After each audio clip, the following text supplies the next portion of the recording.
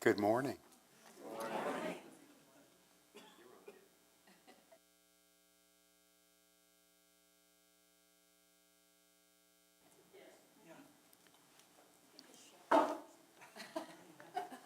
Glad that you're all here. Thank you for coming in on this rainy morning. I believe that some of the inches of rain that we got last night really could have arrived a month ago. Spread out, well, but it came when it came. And I'm so glad for all of you who showed up this morning, made your way in, and are part of this wonderful, warm gathering of people at the Unitarian Universalists of Transylvania County. So welcome, everyone.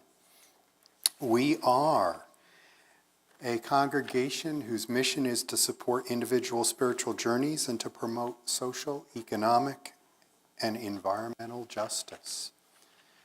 I am the Reverend Bob Renjilian, he, him pronouns.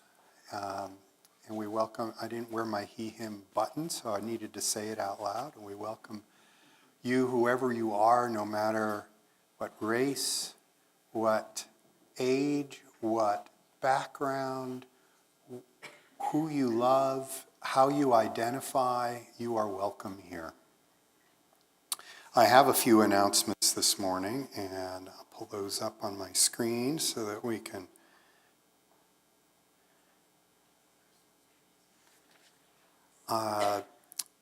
I was given to understand that the longest night is going to be occurring after our solstice service on the 21st. So we would love for you to come here at 5 p.m. for the UUTC solstice service.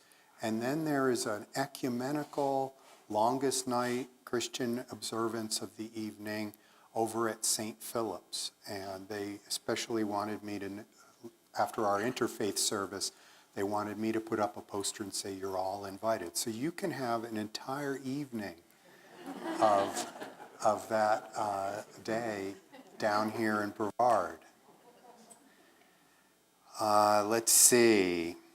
We need help with the giving tree. We're kind of in a crunch here. You may have seen in the update that there were 4 tags left. Well, there are 3 tags left even this morning when I was looking as we opened the doors. Yeah, I will tell you about it. So if you haven't looked as you went and got your name tag, there is a Christmas tree in the lobby. Hanging from it are a few ornaments, pretty sparse, mostly to show that there are 3 tags left for gifts for children in the community who otherwise will not get gifts this Christmas. This is why it's urgent. This is why I bring it up, because they've moved up the date in which they want to distribute these.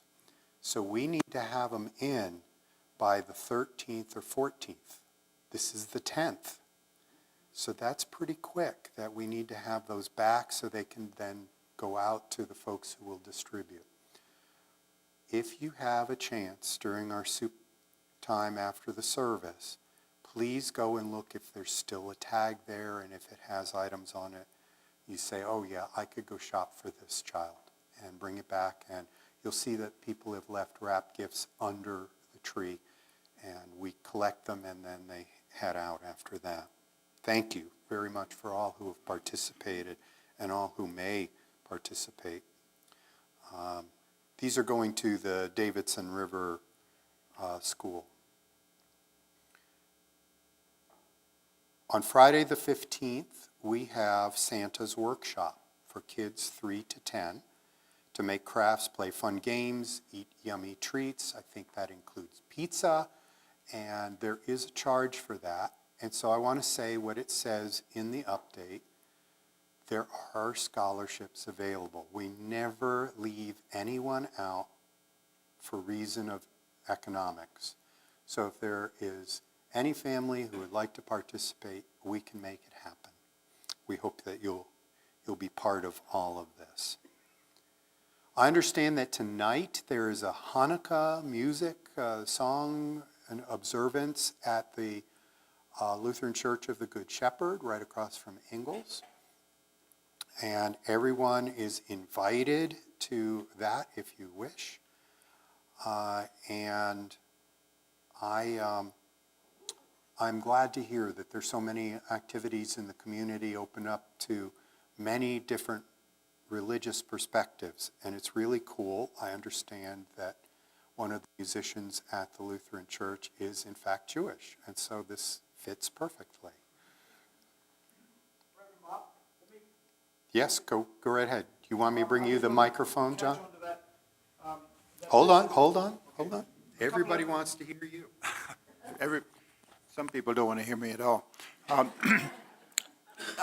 Several years ago, Marvin Barg, who was a member of the Jewish community at that time, came and did Hanukkah songs with us. He played the guitar and sang songs, if you remember that. He has since died, and tonight, the concert is the first annual Marvin Barg Memorial Concert, and it's something that this community will continue to offer to our larger community. So Marvin Barg, it's the Marvin Barg Memorial, the first annual Marvin Barg Memorial Concert tonight at 7 o'clock at the Lutheran Church of the Good Shepherd. Thank you. Thank you for that background, John. That's not something that I had heard. Thank you for filling in on that.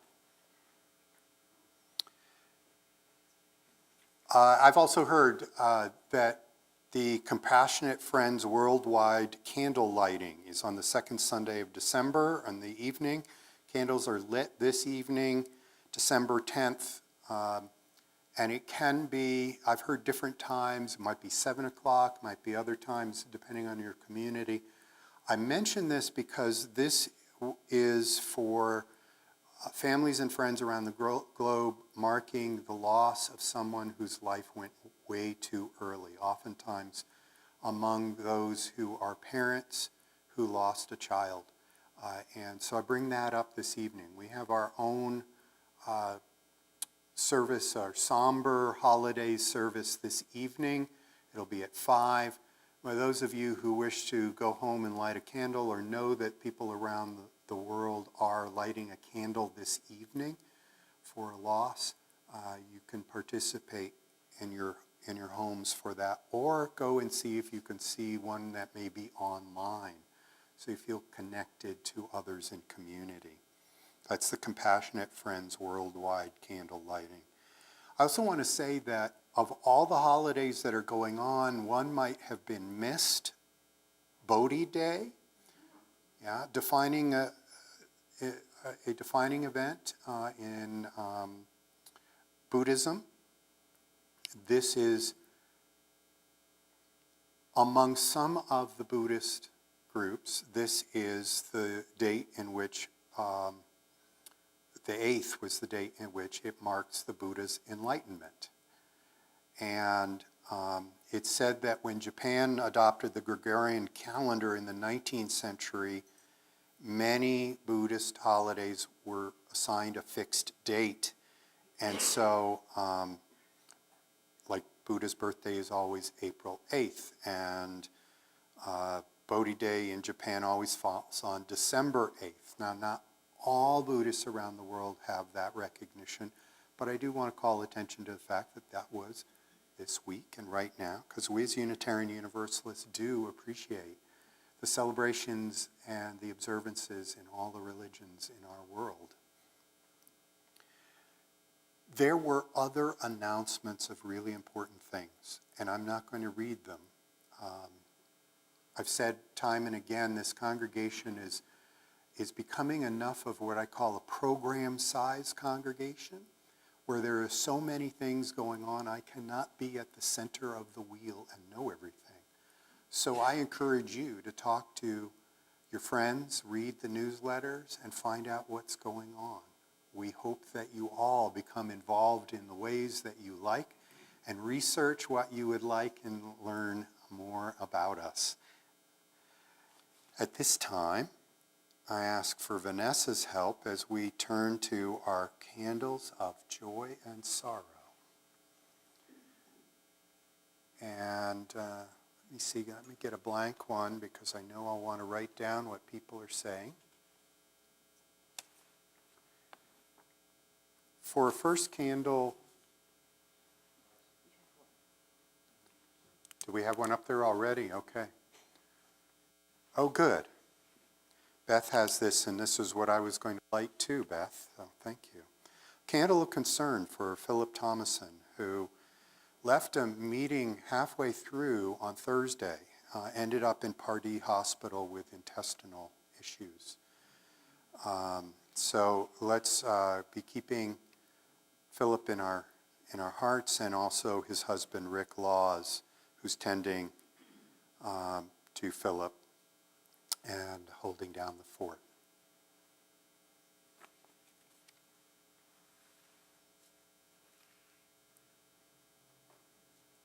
What other candles do we have this morning? Elena, yes. Just a prayer for my sister-in-law Renee in Hendersonville, Tennessee, where tornadoes ripped through last night. Her house is okay, but she lost power and she is on oxygen.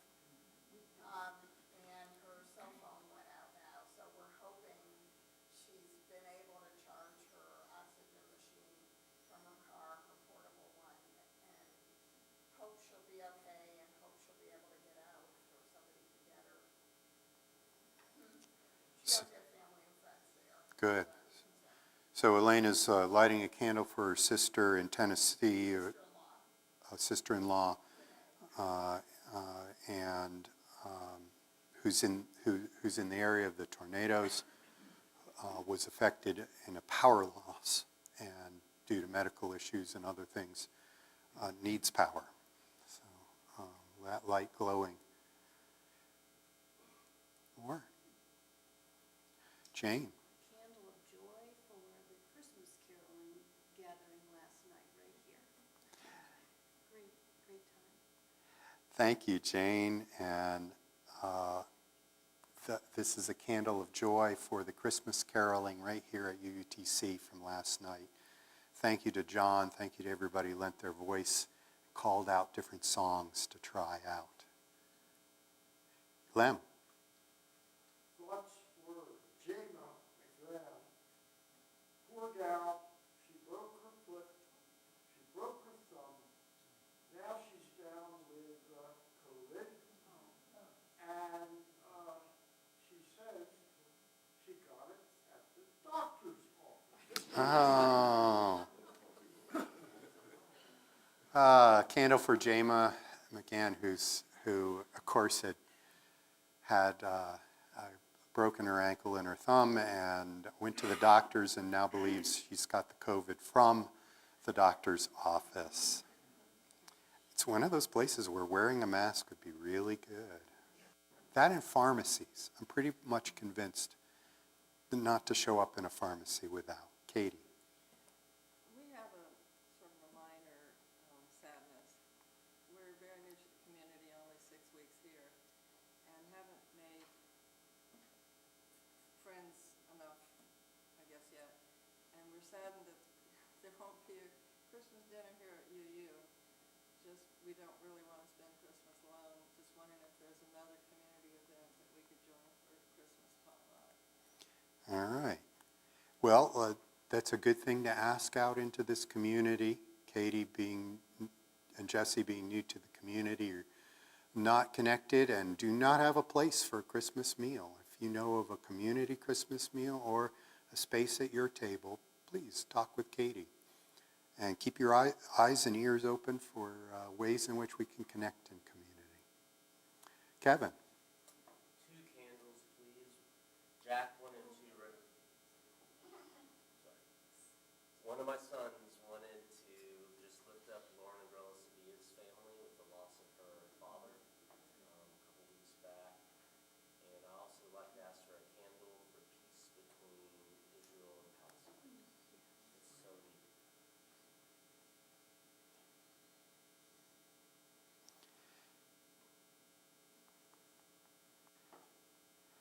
So thank you for the candle, remembering Lauren Agrella Sevilla and family, and loss of her father and the grief around that, and also a candle of peace for peace between Israel and Palestine.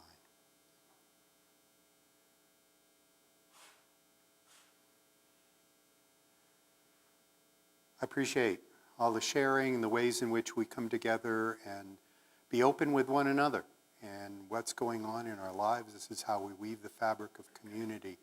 May we imagine the lights here fling themselves onto the blank space on the tree, which, while it is a result of the failings of technology, remind me very much of the state of the world in which there is always darkness, a band of darkness someplace that we need to pay attention to and hope for more light. And now may we turn to one another and greet each other with honor and dignity.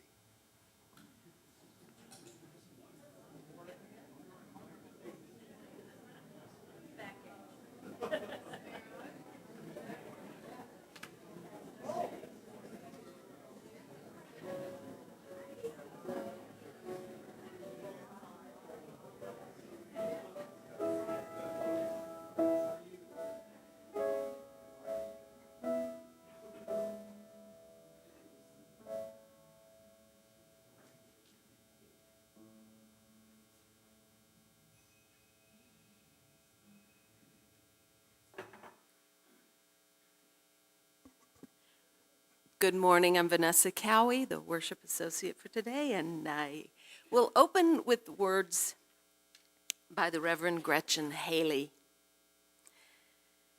In these days, separated into before and after, we learn to live in the between time, between ways of being and knowing, held in the waiting of winter, where we know all plans and predictions are partial, and where we learn to pivot as a spiritual practice.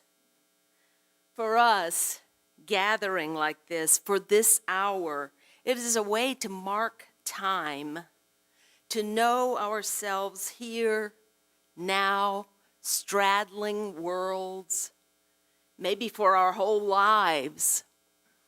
Here we revel in curiosity and let the learning wash over us. Here we refuse to be seduced by certainty. Here we praise the mystery. Here we give thanks for all that remains hidden in this liminal time, all that grows beneath the earth and behind the stars, beyond our view, beyond our lifetime. Let us know ourselves as sowers of seeds, tenders of possibility, called to presence and partnership beyond our imagination. With this flame that we are about to light, we remember our promise to stay in relationship, to repair what has been broken, to do more than just survive, to insist on joy, and to lead in love. Come, let us worship together. And let's begin marking Hanukkah with our opening hymn, number 221, Light One Candle. Please rise in body or spirit.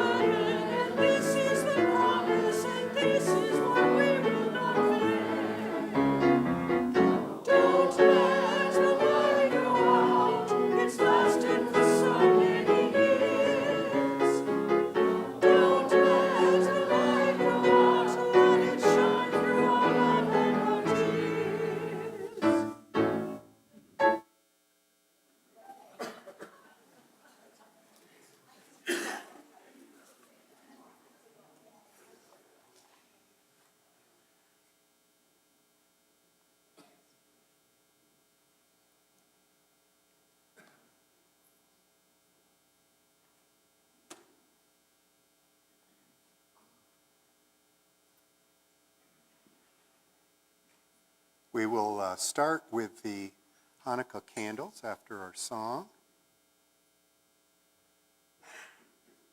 You can, yeah.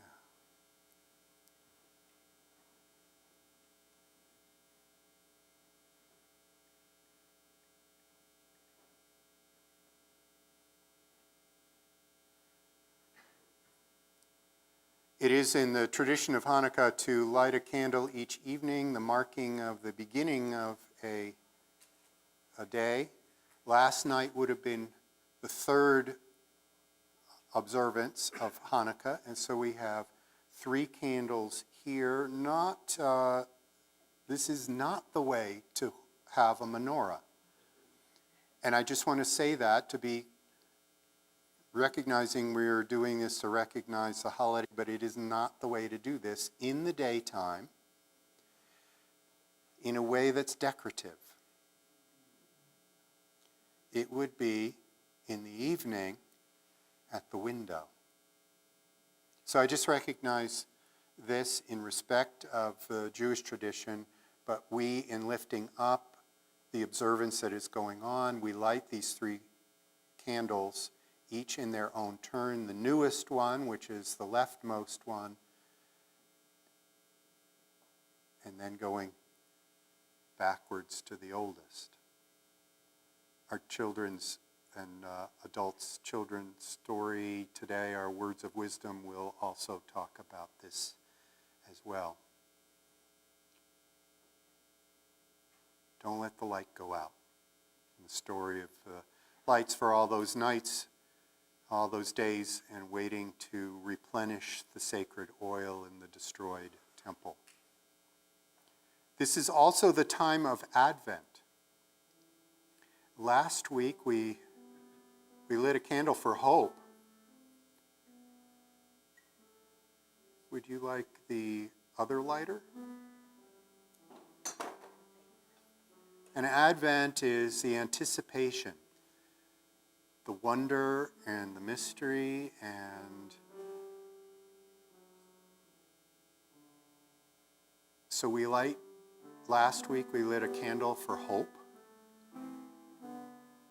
and this week we light a candle for peace, in anticipation in this season leading up to the birth of Jesus.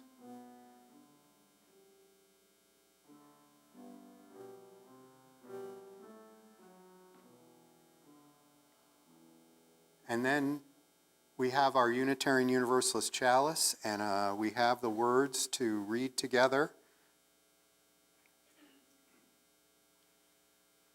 May we be reminded here of our highest aspirations and inspired to bring our gifts of love and service to the altar of humanity. May we know once again that we are not isolated beings, but connected in mystery and miracle to this universe, to this community, and to each other.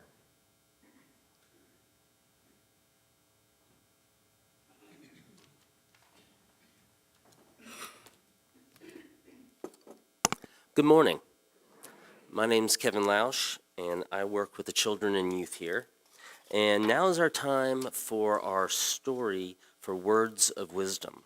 And the story today is called The Time Man's Miracle, a Hanukkah tale by Stephen Schnurr and illustrated by Stephen T. Johnson.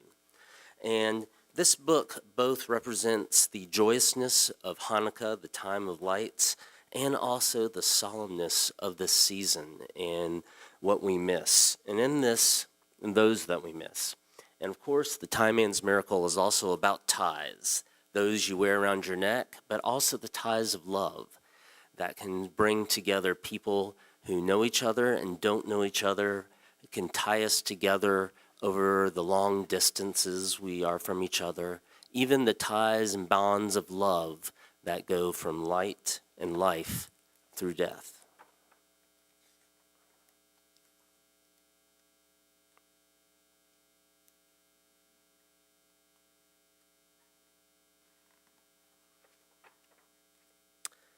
It had just begun to snow when a bent little man limped up to our path, carrying a tattered cardboard box wound round and round with twine. I was standing by the window, waiting for my dad to come home so we could light the Hanukkah candle. "Mr. Hoffman's coming," I called to Mom. She joined me at the window and sighed, then hurried upstairs to get her purse, telling me to let him in. As I opened the door, Mr. Hoffman bowed and said in a thick accent, "Is your mother home, please?" His eyes were so dark, they were nearly hollow.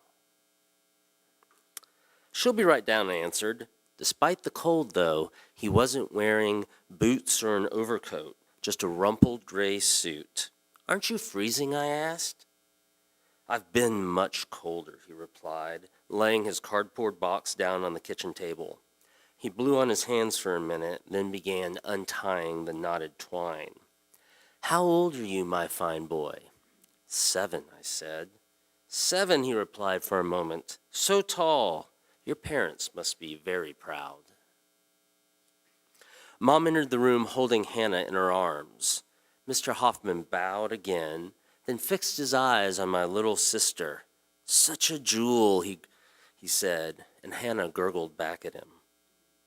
"Are you working so late on Hanukkah?" Mom asked, glancing at the clock. "A man has to eat," he replied softly, "even during the holidays. So just a minute of your time." "But isn't your family waiting on you?" I asked, afraid he was going to delay our celebration. He stared at me for a moment, then shook his head. "I have no family." Before I could ask why, he removed the top of the cardboard box, revealing hundreds of colorful ties. One by one, he held them up, knotted them around his fingers, laid them across his arm or on the kitchen table. "With this, a blue suit would be very nice," he said, "or perhaps a paisley." Though he promised to stay for only a minute, he spent almost half an hour showing Mom the ties. When Dad finally came up the walk, I ran to meet him and asked him patiently, "Can we light the candles now?" "As soon as I take my coat off," he said, and kissing the top of my head. Mr. Hoffman was just beginning to knot up his box when we joined him. "Would you have a look?" he said, hurrying to untie the twine once again. "Thank you," Dad replied, picking up the 5 ties Mom had already bought. "But these 5 ties are so good, I can't improve on them."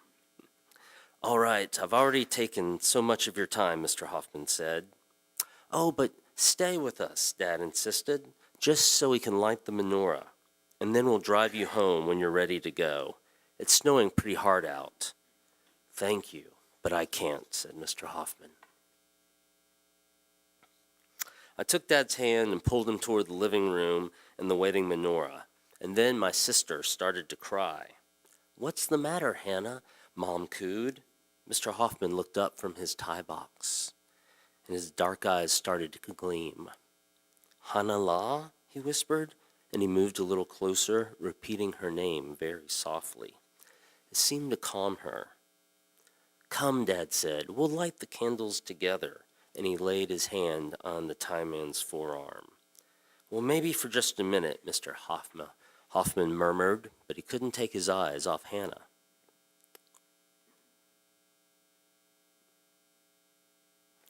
When we were all standing before the menorah, Dad lit the shamash, the helper candle that lights all the others. Then he handed it to our guest, saying, "Please do the honors." But as Mr. Hoffman shook his head and backed away, "I can't," he whispered. "Let the children." While the tie man stood silently in the shadows, I lit the 8 remaining candles and chanted the Hebrew prayer. "Blessed are you, Adonai, our God, ruler of the universe, the one who performed the miracles for our ancestors so long ago." "Amen," Mr. Hoffman whispered. "Happy Hanukkah," Dad announced, and he handed me a large box. For the next several minutes, I forgot about our guest as I opened the box and started playing with my toys. Then I heard Mom ask, "Are you all right?" I looked up to see Mr. Hoffman watching Hannah, his eyes brimming with tears. "Excuse me, I must go, it's late," he said. "Let me drive you," Dad insisted.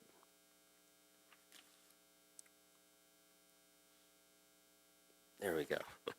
No, I couldn't, thank you, he replied, stepping away from us. I wanted to take his hand and pull him back. Before I could, he turned and limped to the kitchen to get his box. Why is he so sad? I asked. Mom shushed me, looking toward the kitchen. And how come he doesn't have any family? Mr. Hoffman appeared at the door, his cardboard box under his arm. He said, I had a family once, a very big family. What happened to them? I asked. Seth, please, Mom said. A sad story, he said. This is supposed to be a happy night, but it's also a night for remembering, Dad said. And he offered him a chair. Please. Mr. Hoffman hesitated and sat at the very edge of the cushion, resting the knees on his box. Mom and I settled into the couch across from him with Hannah in between us. He said, a long time ago, before you were born, I had a boy your age. Shumel, or Samuel, as you say here, was my oldest, 7 years old, just like you. But he was not so tall. His younger brother, Isaac, would be the tall one. And he paused for a moment. And any girls? I asked. 3, he said. Sarah, Leah, and our own little Hannah.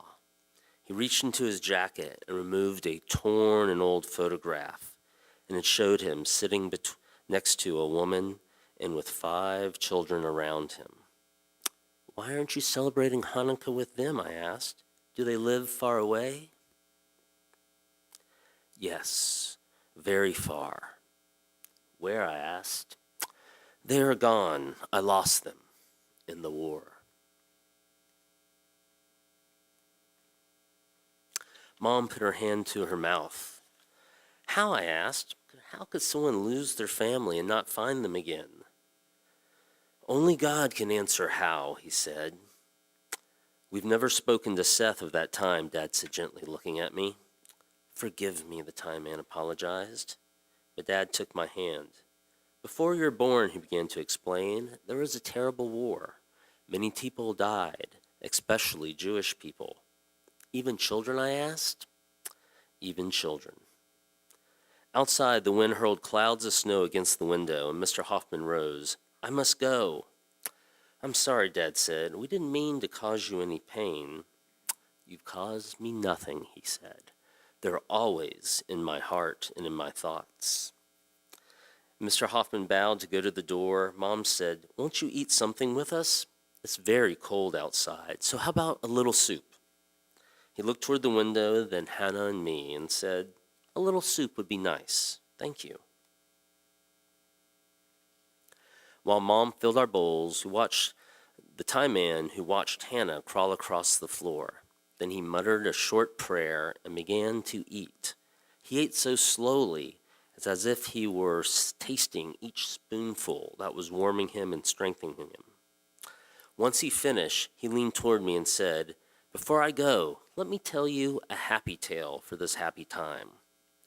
In our village, he began, we believe that every Hanukkah was a time of miracles, just like it had been for the Maccabees so long ago. On the 8th night, we didn't just light the menorah, but we watched each candle burn down, believing that if all the candles went out at exactly the same time, then the smoke rising up would lift our prayers up to heaven. For only 9 smokes from 9 candles could do that, because it was so far. Did you ever see them all go out together? I asked. He shook his head. No, we never did. But he leaned closer and whispered, but you never know. Watch them carefully. Perhaps tonight is that night. Why don't you stay and see for yourself, Dad asked. Thank you, he said, but this time I really must be going.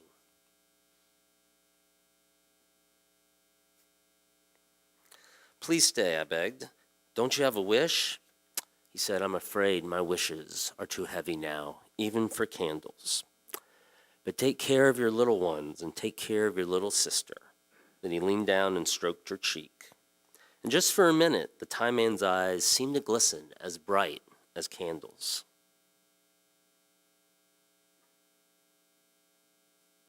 Sorry, we're having a little bit. There we go. Later, while Mom and Dad put Hannah to bed, I returned to the darkened living room.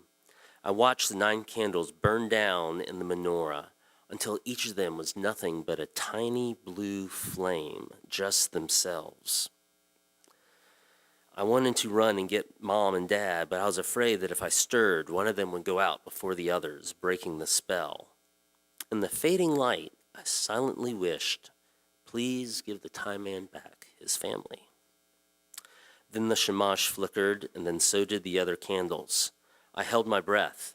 A moment later, the room went dark.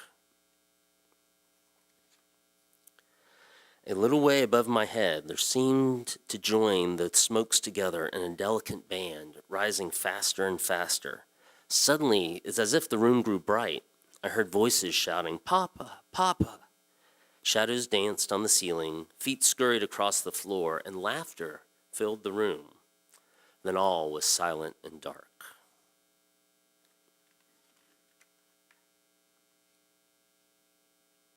Then spring came, and then summer, and then finally it was cold again, but the Time Man did not return. Every time the doorbell rang, I ran to see it, hoping it would be him with his cardboard box. But he never returned, not since the snowy evening when I'd seen all 9 candles burn down together. Still, every time Hen and I look forward to the 8th night with a special excitement. We sit before the menorah, resting our head in our hands, and we whisper our secret dreams that the tiny blue flame would burn down and disappear together in a braid of smoke.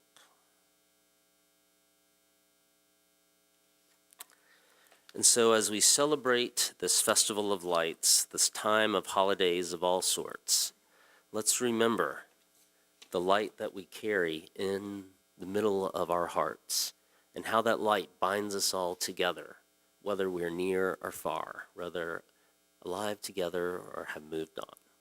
And now we'll sing out the kids.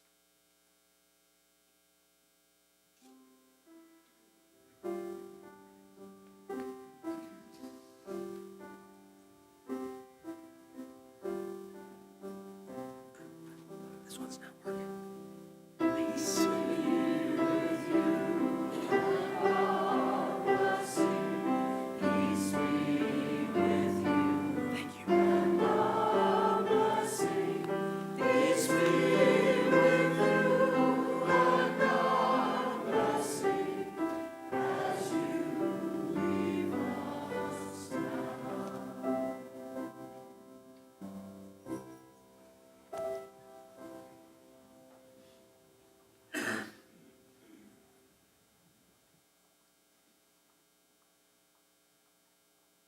This holiday time comes with a lot of chances for us to give. I mentioned the Davidson River School kids' needs and the presents that they would like and the tags on the tree. I mention each month the charity that has been voted in by this congregation to be part of our monthly giving. This month's monthly giving is one that we don't even put up for a vote. We realize that the Unitarian Universalist Service Committee needs our annual support. And so we have a time, and in this case this month, in which we will give to the Service Committee. The Unitarian Universalist Service Committee dates back to the time period that the Thai man was remembering. And Unitarians went over to Europe to help people escape the Nazis.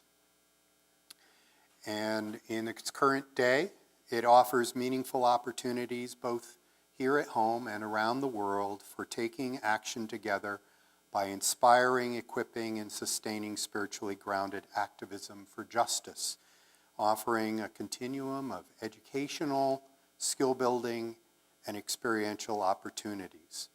If you would like to donate to the UUSC, you can write a check or slip money into the envelope that is within the basket. And any funds that you put into the basket itself loosely goes to the good of this congregation, our presence in this community, and our hope and light in this world.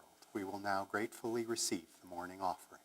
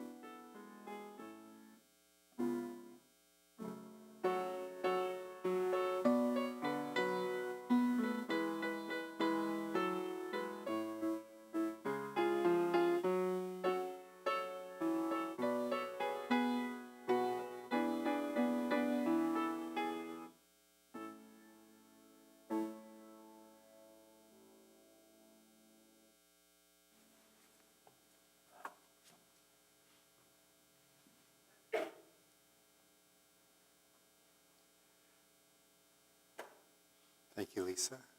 Thank you, Alice. What is given in love, we receive with great joy, and we say, thank you.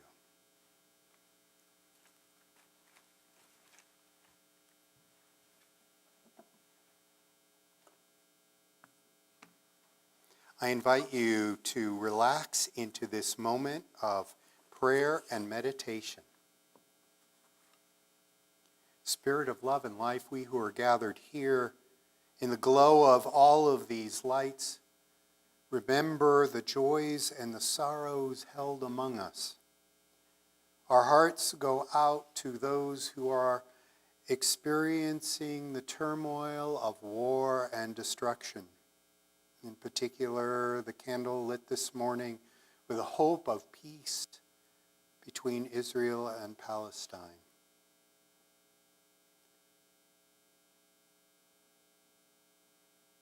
Our love and concern goes out to those who are ill, struck down by illness and physical ailments. Those among our group who could not make it here this morning and who we know and love. In particular this morning, the candle lights that are here for Philip Thomason and for Jama McGann.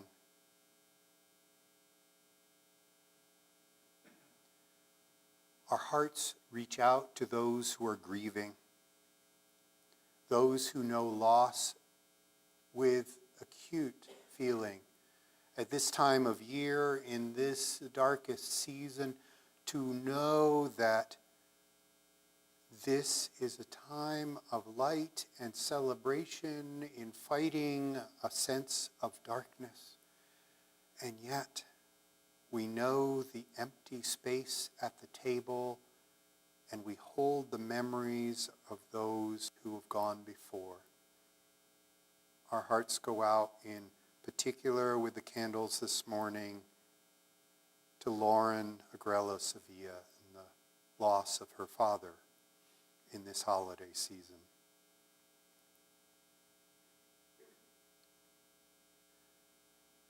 We are all subjected indiscriminately to the whims of nature, of natural disasters experienced around this world in which there are still those digging out after hurricanes, after earthquakes, and now for all of those in Tennessee who experienced the tornadoes, in particular Elena's sister-in-law, and our hope for their health and safety.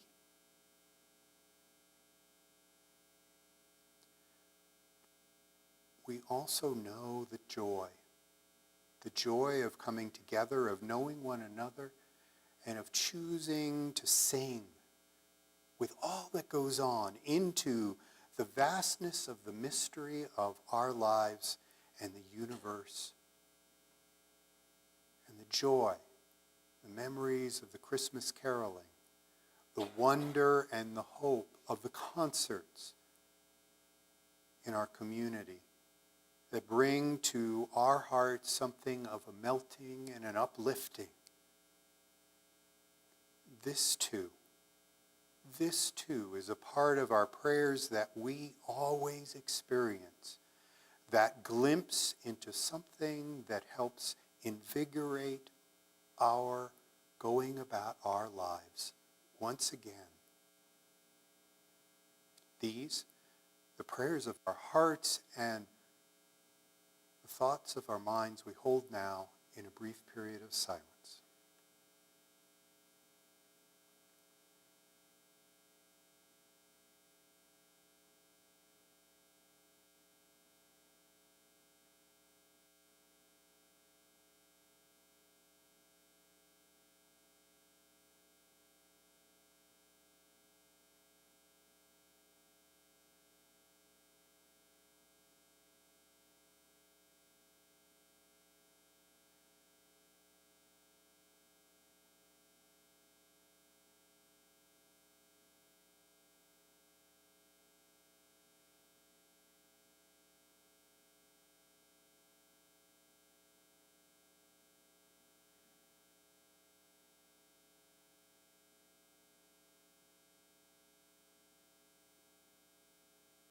In the names of all those known and unknown, remembered and forgotten, in the names of all the helpers of humankind. Amen. Blessed be.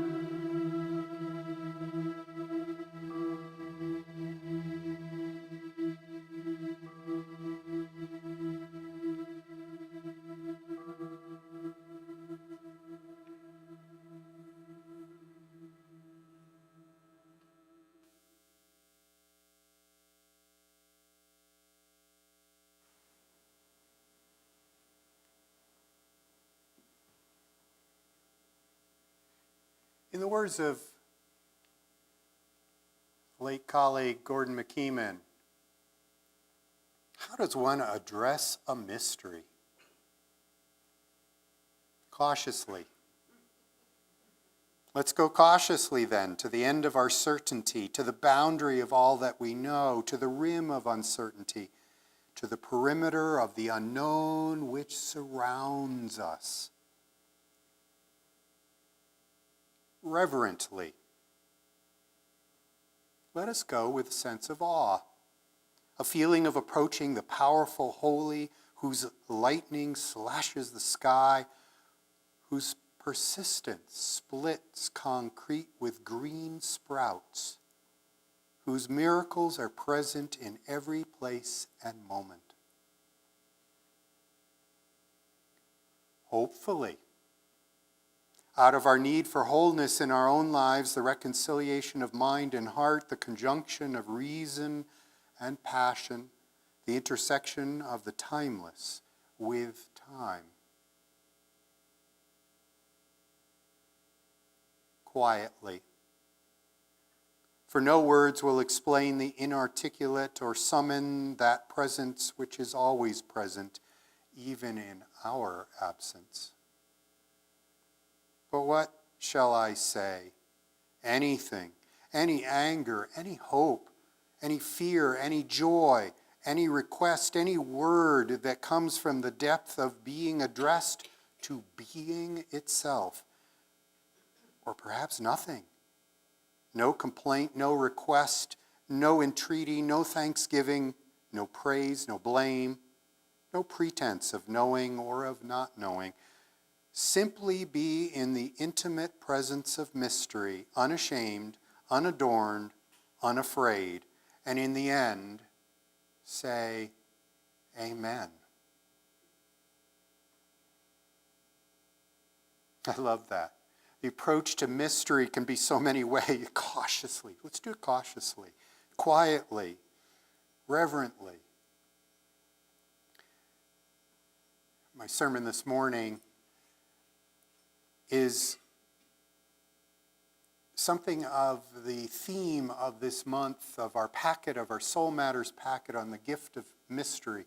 I sent out a message this weekend to those who received the packet, and sometimes in the past may have participated in discussions, and says, we have a big mystery. When are we going to have our discussion in December?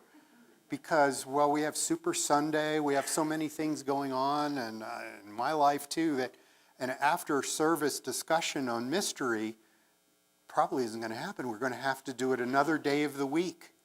Which one? Well, we have to ask around and find out when we have 2 or 3 or more together to say it'll work. And we can do it. The packet this month has many questions to think about, and I'll read a couple of them here. It's just one that struck me. It's the first one that's there. As you've grown older, has life seemed to have more or less mystery in it? Do you confront each day seeing it as mundane, understood, completely in your grasp, or is there something of mystery still? Or have you found that over time you are finding more things a mystery? I'm not just talking about where you left your keys. Where did they go? I'm talking about the awe and the wonder of it all. It's something, as ministers, we try to shake those who are far too comfortable in the ways that they are and comfort those who are afflicted. And mystery is one of those things which may help differentiate. Are you still able to embrace mystery? In which case, maybe there is some hope for you and your heart. There are definitions of mystery that I looked at before sitting with this message, and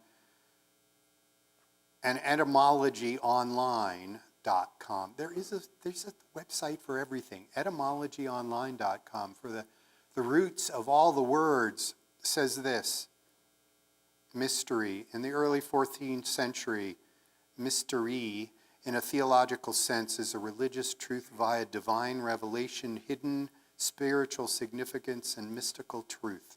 From the Anglo-French, meaning secret, mystery, hidden meaning, and directly from the Latin mysterium, a secret rite, secret worship, a sacrament, and a secret thing. And it points out that we have gone from that understanding of the 14th century to the 20th century of the use of the word in World War II for the GIs saying, "This is mystery meat." We go from the sense of the holy, some secret from the divine, to just saying, "This is unknown to me." You can guess that your minister is not trying to get you to experience mystery meat. Your minister is hoping and calling that we go into the sense of mystery that, yes, gets lifted up in this season, from the Buddha's enlightenment to the candles of Advent, or the wonder of a miracle of a light that lasted in the rededication of the temple, to the mysteries that are there that call to us to connect our hearts to something holy or whole making. Because you see, when we are there at the periphery of our knowing, we become unsure, and yet at the same time may, like the mystics, be able to say something of what is in ways that make no sense at all. What was it the packet has in it? Some quote in it that says, the mystics, when they are in touch with that is what is divine and beyond explanation, say, it is like a tree, or some other non sequitur, because our experience of something that goes beyond ourselves and what we can explain, when we try to put it into words to another person, can never quite make sense, because we ourselves are just grasping it like sand slipping through our hands. Mystery. Mystery. Life is a riddle and a mystery, goes one of our hymns from the Teal hymn book, a chant. Mystery, mystery, life is a riddle and a mystery, and it is. As much as we would want to tie it down, nail it down, put it in a box, explain it all, we can't. And I love it for that. And I'm terrified of it too, because I don't know which way the breezes, the winds will go. Why is it on a dark December night there are thunderstorms? There are folks who will explain it for me, but I did not wake up saying, I want this explained. I woke up saying, I am experiencing something that seems out of place. I was awakened by something that was not the ordinary. Something goes bump in the night and we wake up. It's annoying. I wanted more sleep. But at the same time, our whole being, our whole bodies respond by saying, there is something, pay attention. And we come out of our slumber, literal or metaphorical, we come out of our slumber to pay attention to what we are living. The sound of the rain, the thunder, the lightning, or whatever it may be. We respond. Rilke wrote, be patient with all that is unsolved in your heart. Be patient. And try to love the questions themselves. Do not seek the answers which cannot be given to you, because you would not be able to live them. And the point is to live everything. Live the questions. That works really well for Unitarian Universalists. We are questioning people. We want to know. And sometimes it is that stretch and that wonder that brings us into relationship. One, to be humble and not knowing everything, and two, to know that we are surrounded by something mysterious. And yeah, we like being around people who have all the answers, don't we? Don't we love going to holiday dinners and having somebody at the table know the answer to everything in life, the universe, and everything? No, Unitarian Universalists don't always like that. And yet we do catch ourselves. Why? Why did this have to happen? And then we want an answer, but I don't think so. I think that's our heart's response, stated incorrectly in a way in which we would want some certainty. And instead, we are saying a prayer out into the mystery. I'm awake, I'm experiencing this. And it's not the way I would hope for in the world. Hope and peace. We light a candle for those things, and yet we don't have it. In Buddhism, a definition of faith, I got this from Parabola Magazine, an article by Tracy Cochran from spring of 2017 issue of the magazine. In Buddhism, a definition of faith is the ability to keep our hearts open in the darkness of the unknown.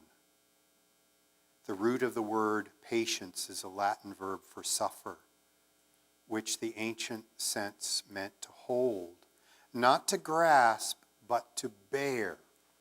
So to hold. To tolerate without pushing away. And being patient doesn't mean being passive, it means being attentive, willing to be available to what is happening, going on seeing and noticing. May you experience the mysteries. May it wake you up in the night. May it thump you on the side of the head, or as if a melody, make your heart dance in a moment. A moment's notice. May you experience the gift of mystery and know yourself humbly surrounded, and be patient. Thank you.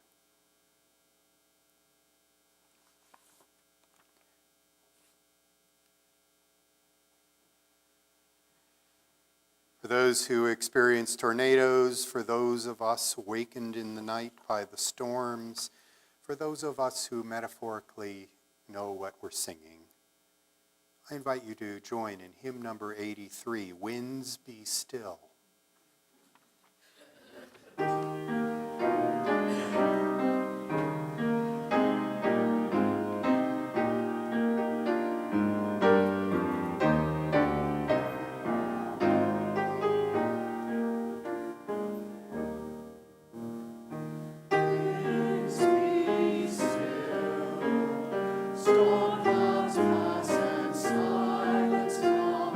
Peace, grace, this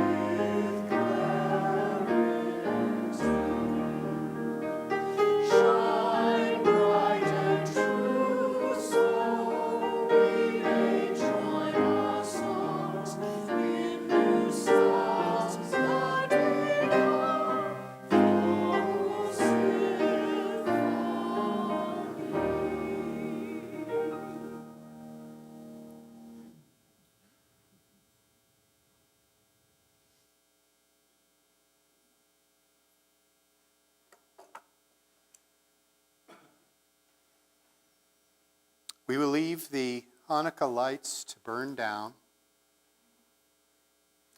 to our wishes and our hopes, as is the tradition. We extinguish but do not eliminate our hope in Advent, nor